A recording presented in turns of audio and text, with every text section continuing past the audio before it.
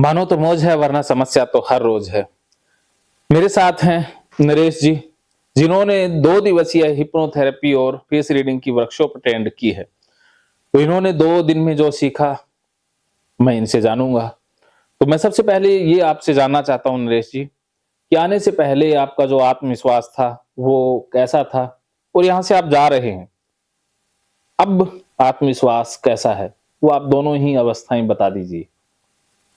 आने से पहले सर ये था, कहीं न कहीं अपने आप पे विश्वास नहीं था मेरे को जी। कि ये सारी चीज़ हम सीख भी पाएँगे या नहीं सीख पाएँगे। जब स्टार्टिंग क्लास थी उसमें जब लर्निंग ले रहे थे, तो उस टाइम ऐसे लग रहा था यार ये चीज़ तो हमारे लिए नहीं बनी है। अच्छा। हम इसके लिए फिट नहीं है शायद, कहीं न कहीं इसके लिए कुछ और कलाबाज़ी चाहिए। अच्छा। ठीक है? लेकिन जैसे-जैसे हम आपकी क्लास करते रहे, आगे फिर और क्लास बढ़ती रही। उसके बाद जब प्रैक्टिकल पार्ट पे जब आए, प्रैक्टिकल इवन हमने जब देखा, आज जो आपने हमें आपने जो किया वो हमने देखा, अपनी आँखों से देखा, प्लस जो पार्ट आपने हमसे भी प्रैक्टिस करवाया, तो उससे लगा कि नहीं यार, ये चीज़ इतनी जितनी डिफ़िकल्ट लग रही है, उतनी डिफ़िकल्ट है नहीं। उसको आपने इतने आसान वे में उस डिफ़िकल्टी को हमारे को दूर किया और जो डिफ़िकल्टी हमें पहाड़ जैसी लग रही थी, वो अभी हमें छोटी लगने लगी है। Very good. तो मैं भी आपसे सीखा हूँ कि जब भी नेक्स्ट हमारा वर्कशॉप होगा, तो उसमें जो प्रैक्टिकल का और जो ये प्रैक्टिस का पार्ट है, वो इससे 3 गुना ज़्यादा होगा। कि उसमें एक दिन तो हम पूरा प्रैक्टिस का ही रखने वाले हैं।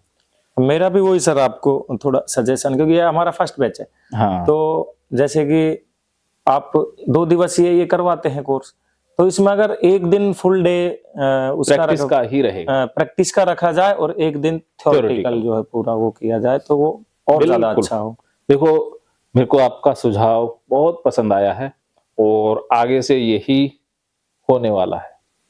तो आपने 2 दिन में क्या सीखा और कैसे-कैसे आपने इम्प्लीमेंट किया, वो बता दीजिए?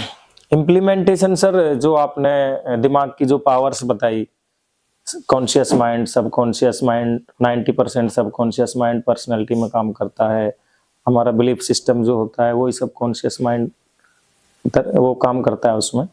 तो उसके बारे में जाना, फिर उसमें एंटर कैसे करना है, उसकी जो टेक्निक आपने बताई, जी। कैसे किस फ्लो में बोलना है, कैसे बोलना है, क्या करना है, कैसे एंटर करना है उसमें, और किसी भी बीमारी को या किसी भी तरह से किसी पेशेंट को टैकल करने के लिए उसके सबकॉन्शियस माइंड में कैसे एंटर किया जाता है, उसकी जो टेक्निक्स वगैरह बताई, काफ़ी हेल्पफुल लगी हमें।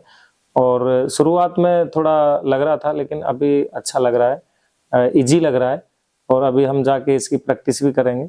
जी। बाकी बीच में आपसे अगर कोई प्रॉब्लम होगी तो बीच में आपसे कॉन्टैक्ट का आपने जो आश्वासन दिया है उसके अकॉर्डिंग आपको हम करते रहेंगे, अब तो कनेक्ट रहेंगे।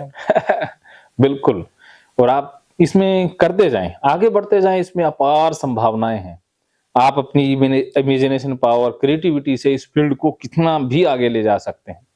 तो आगे आने वाले दिनों में आप किस तरह कार्य करने वाले हैं?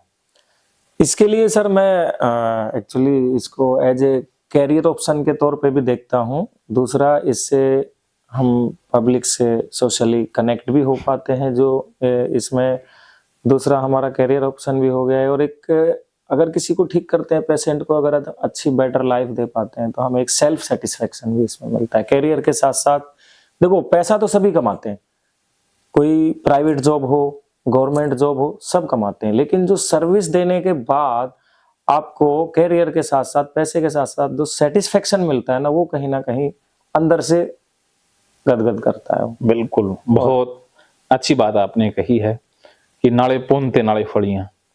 साथ में तो संतुष्टि भी और साथ में पैसा भी। सोने पे सुहागा।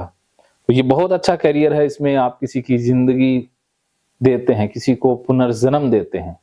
क्योंकि मानसिक व्याधि से किसी को निजात दिलाना, उसको नया जीवन देने जैसा ही है।